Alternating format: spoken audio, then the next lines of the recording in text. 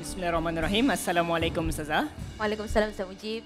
Banjir, tsunami dan gempa bumi adalah di antara contoh bencana alam yang berlaku hari ini. Betul ya Ustazah? Betul. Jadinya hari ini itu ada berlakunya puting beliung di Bandung dan gempa bumi di Taiwan. Jadinya persoalan saya Ustazah, bagaimanakah cara untuk kita memahami bahawasanya bencana alam ini adalah sebagai teguran ataupun ujian? Sila jelaskan Ustazah. Baik, terima kasih Ustaz Mujib. Baik, terima kasih Ustaz Mujib. Baiklah pemirsa, kita sambut penampilan dari Ustazah Raisya Malaysia.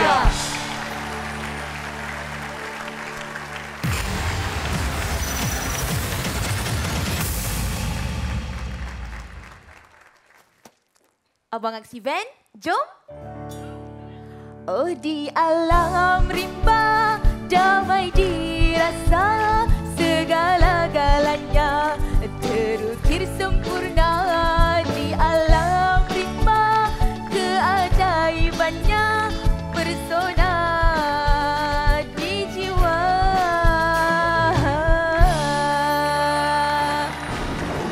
Ah, ya Allah! Ah, Allah Rabbi!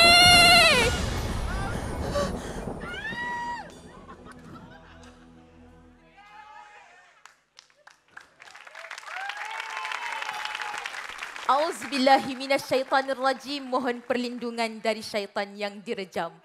Buat komentator, juri, sahabat aksi, salam mahabbah dari Malaysia. Assalamualaikum warahmatullahi wabarakatuh. Alhamdulillah wassalatu wassalamu ala Rasulillah. Al-Quran banyak membicarakan contoh bencana pada masa lalu. Kaum Ad yang mendustakan Nabi Hud dibinasakan Allah dengan angin. Kaum Nabi Nuh yang melakukan kemaksiatan ditenggelamkan Allah dengan banjir. Dan kaum Nabi Lut yang melakukan hubungan homoseksual diazab Allah dengan hujan batu panas. Inilah bencana berbentuk hukuman yang diberikan kepada orang yang kufur terhadap petunjuk Allah. Dan pada hari ini juga banyak fenomena bencana terjadi. Menurut BNPB Indonesia, sejak Februari lalu, sebanyak 173 bencana yang melanda wilayah Indonesia.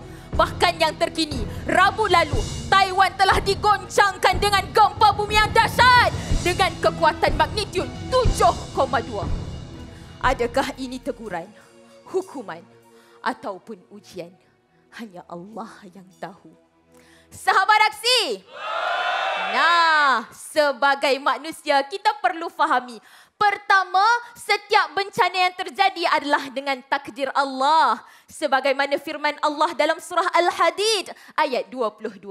A'udzu billahi minasyaitonir rajim. Ma asaba min musibatin fil ard wala fi anfusikum illa fi kitabim min qabli an nabra'aha. Menurut Profesor Quraish Shihab, dalam tafsir Al-Misbah jilid yang ke-14, sesungguhnya kata musibah dalam ayat itu tadi sudah mencakupi apa yang telah terjadi, positif maupun negatif.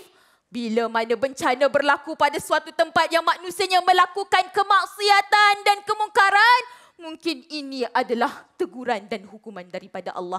Nah, sebagaimana dari Anas bin Malik radhiyallahu anhu, sabda Rasulullah sallallahu alaihi wasallam, apabila Allah menghendaki kebaikan buat hambanya, maka dia akan mempercepatkan hukumannya di dunia. Hadis riwayat Tirmizi.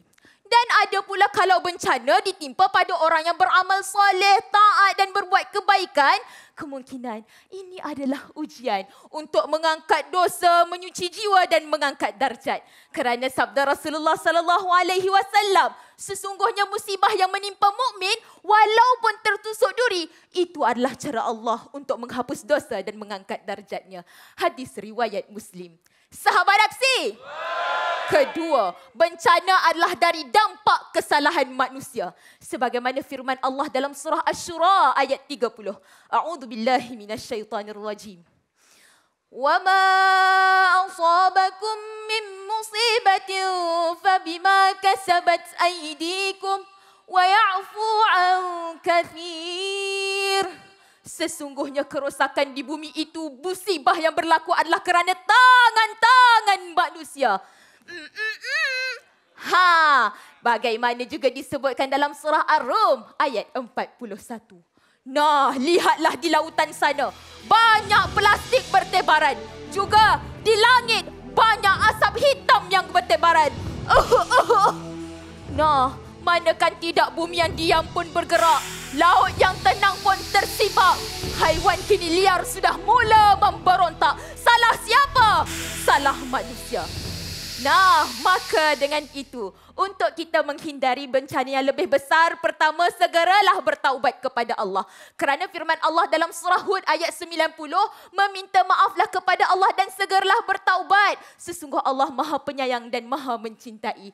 Juga kata Ibnul Qayyim dalam kitab I'lamul Muwaqqi'in, sesungguhnya bala itu diturunkan adalah kerana dosa. Dan dosa itu bisa diangkat dengan taubat. Kedua, segeralah bersabar dengan dampak kesalahan bencana. Kerana sabda Rasulullah sallallahu alaihi wasallam, inna jazaa'ul bala wa inna, sesungguhnya bala yang menimpa kamu apabila besar, sesungguhnya pahala Allah lebih baik. Dan yang seterusnya adalah berbuat baiklah kepada alam. Kerana pada hari ini alam itulah yang harus kita cintai. Jangan dirobek-robek hutan. Kita jangan buang sampah di lautan. Dan jangan biarkan asap hitam dilepaskan. Kerana firman Allah dalam surah Al-A'raf ayat 57. Kamu janganlah rosakkan bumi yang telah diciptakan dengan baik. Dan kamu berdoalah kepada Allah dengan penuh rasa takut dan penuh harap. Cintailah bumi, kita lestarikan bumi. Saya Raisyah dari Malaysia. Assalamualaikum warahmatullahi wabarakatuh.